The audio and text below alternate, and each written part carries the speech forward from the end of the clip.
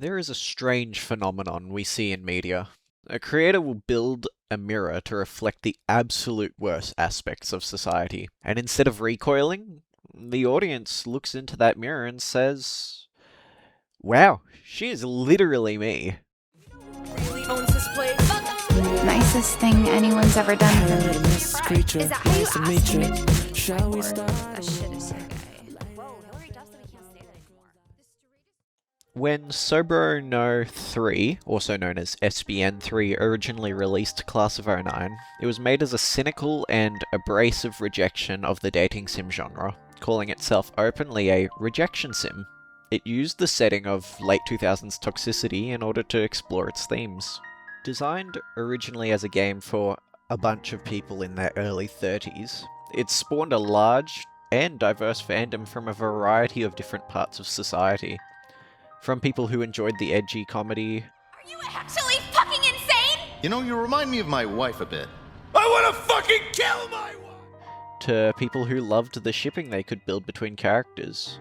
Many missed the point of the stories within the series. Characters intended to be accurate, if exaggerated, depictions of sociopathy, trauma, and predatory behavior were suddenly being romanticized, shipped, and objectified. When the flip side dropped, the community backlash was immediate. Fans called it too dark, too cruel, and accused SBN3 of sabotaging his own series. But I believe they were looking at it from the wrong angle. The flip side is not just the finale to the trilogy, but a deliberate dismantling of the romanticization of the series and its characters. It is the most raw narrative piece in the series, acting as an unfiltered expression of the original game's real-world talking points. And today, we're going to look at why SBN3 had to strip his series in order to save the message inside of it.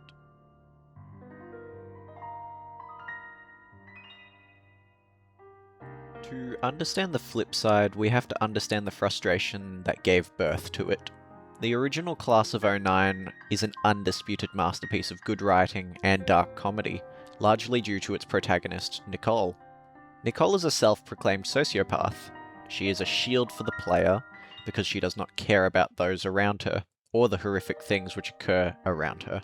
Everything in the game, from the drug addiction, grooming, and suicide, are all viewed with apathy by Nicole, and therefore the player. But SBN3 made one mistake. He underestimated the internet's ability to flanderize anything.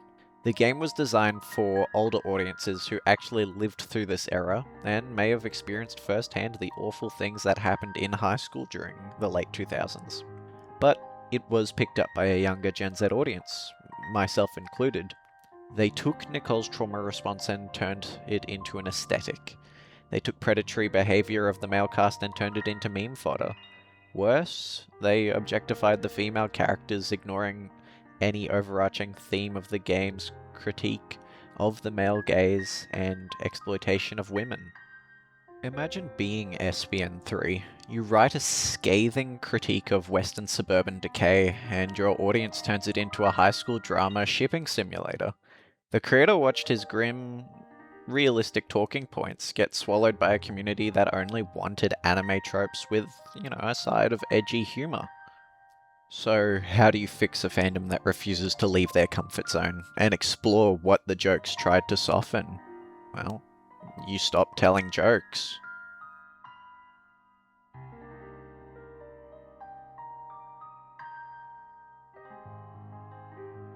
The flip side is a genius shift of perspective from the cold Nicole to Jekka. In the first two games, Jekka was the closest thing Nicole had to a grounding rod, but by putting the player in Jekka's shoes, SBN3 strips away that sociopathic disassociation the player had with the first two games. Jekka isn't a monster. She's a relatively normal, albeit flawed teenage girl. When awful things happen to Jekka, or those around her, they hurt. The objectification and romanticization of the series hit a brick wall. The flip side forces the player to experience the consequences of the environment the characters live in without a constant laugh track. The grooming isn't set up for a witty punchline, it's just grooming. And the substance abuse isn't just a quirky character trait any longer, it's destroying lives. Where the first game was a rejection sim, this game is more of a reality sim, and fans didn't like that. They complained the flip side lacked branching paths, the fun outfits, and the empowering clapbacks of the earlier game. But I believe the point SBN 3 was actively trying to achieve was that, withholding your constant rush of dopamine to give you a more linear and bleak game. A game where the creator is saying, this isn't your playground, these aren't your waifus. The backlash to the flip side was fascinating, because it proved SBN 3's point, especially the point he wrote in his final message of the flip side. The community felt betrayed because the creator refused to cater to their objectification of the series. And it's a rare move in modern gaming. Usually when a game gets popular, the creator leans into what the fandom wants. And SBN 3, I would say, is somewhat guilty of this, as the re-up is effectively just that. But I think SBN 3 ended the series the exact opposite of how fans wanted it. He weaponized the finale. The flip side is an act of artistic integrity.